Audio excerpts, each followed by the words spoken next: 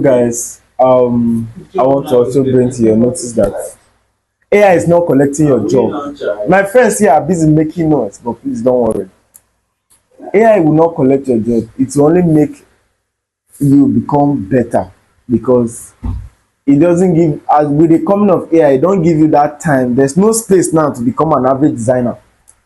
You have to be professional. That is, you have to do well. From where you learn your graphic design and stop, oga, my auntie, uncle, you have to move from there. That is, if you want to be on top of the game, this is the right time right now.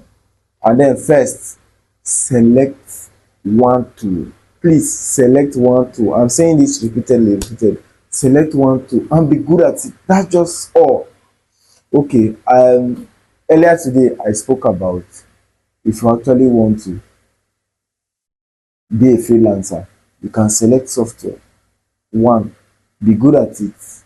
Strive to actually learn more. Then inside these applications, all of them are incorporating AI. Do you know that even banks have AI? The least thing you expect, banks have AI. With the coming of AI, jobs are being scrapped from banks. So right now, everything is AI. AI. You can't leave it. You only have to embrace it. So please and please, you have to do something for yourself with AI.